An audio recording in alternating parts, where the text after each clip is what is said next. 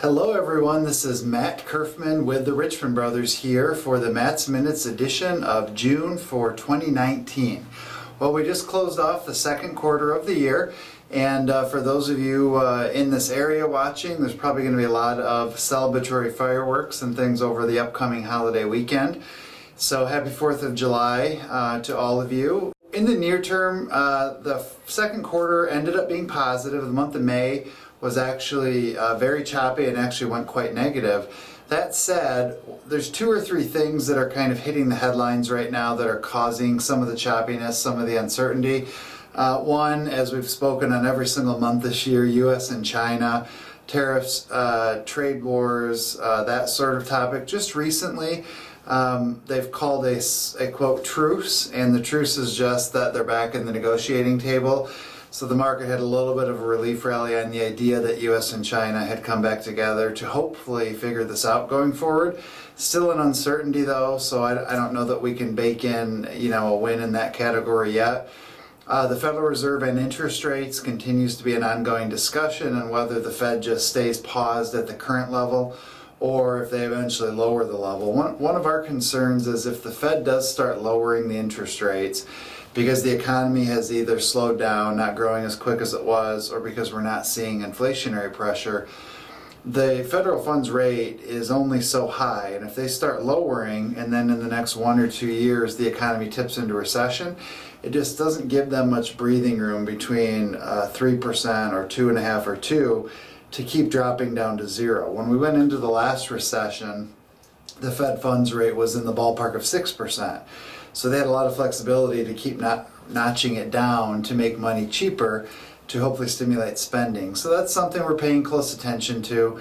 And then more recently, concern international over Iran and the drone and what implications that might have between the U.S. and Iran or other world powers. So those are some of the near-term things we're watching. When you look year-to-date, bonds are positive.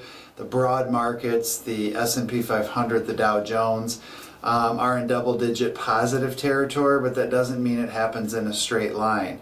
So by and large, we are seeing equity positions, if we isolate that part of your portfolio, definitely competing with, if not exceeding, what we're seeing in the broad markets.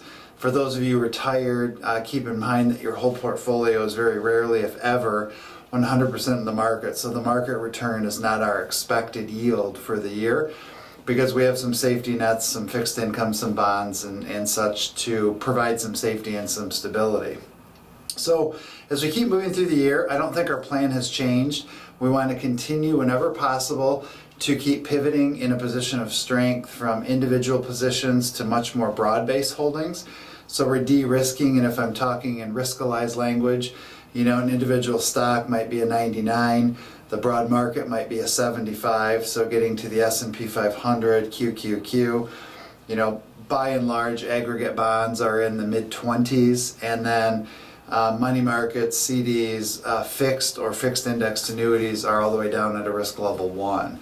So when we talk about shoring up safety nets in a position of strength, if ever possible, we want to skim off the top, balance the equity position, and shore up the bottom so that if we do tip into recession in the next 12 to 18 months, we've mitigated that risk greatly by skimming off the top along the way and ultimately going from a 99 in individual holdings down to 75 into the 50s, and then continuing to match up with your individual risk tolerance. So those are some of the things we're really looking at. Regulatory-wise, there is a proposal out there right now that's passed the House of Representatives. It's on the Senate floor now, but it's the Secure Act. And a couple of the key things, they're considering a proposal to change minimum distribution age from 70 and a half up to 72. And so what would that mean is it would also affect those of you who are doing qualified charitable distributions if you happen to be in that window. And again, I'll reiterate, this is a proposal, this is not law, but it's something we are paying attention to. It would potentially also eliminate the stretch IRA, which is if you inherit an IRA from a non-spouse, currently you get to stretch that over the remainder of your life expectancy. And the proposal has been put forth, and it's passed the House of Representatives, to take the stretch down to a 10-year payout. So if I'm 39 years old and I inherit an IRA from a non-family member, under current law, I could stretch that over the next 45, 46 years out into my 80s. Under the new law, if it does pass, I would have to have that all paid out and pay income tax on that if it were a pre-tax IRA over the next 10 years. So I think the government is in effect trying to have policies that might increase tax revenue. I think the reality, as most of us know, is those who inherit money don't always have the same ties to it as those who saved it. So we don't always see benefactors of retirement accounts trying to stretch it over their life. There are a good handful of individual investors who do take that long approach.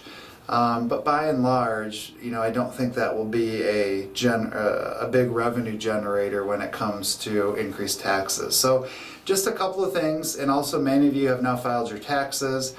A lot of retirees found that with the increased standard deduction and the lower tax rates, that we either broke even or some people even got a decent amount back. Not everyone, but by and large, if we're talking law of large numbers. So another thing to consider from a tax standpoint is Roth conversions are effectively on sale. If you can convert dollars that go to a Roth, that's taxable income to you. If rates are lower, you're paying less in taxes than you would have in previous years or forward years. And while the Roth would still have the inherited IRA rules of 10-year payouts, as long as you held them for 5 years and they were 59 and a half, the original owner, you would get that money back income tax free. So something to consider. And so as more and more of that comes out, we'll keep you up to speed. This summer is Richmond Brothers' 25th anniversary. John and Dave Richmond came together back in August of 1994 and formed what we all know now as Richmond Brothers Incorporated. I joined them in 97, so I've been here almost 22 of that 25 years. So keep watching out for some fun events and things that Kira and our marketing team have planned for the summer that we'd love you to take part in. If you have any questions, thoughts, comments, or concerns, as always, please feel free to reach out to us at questions@richmondbrothers.com. Thank you so much for tuning in and have a great continued summer.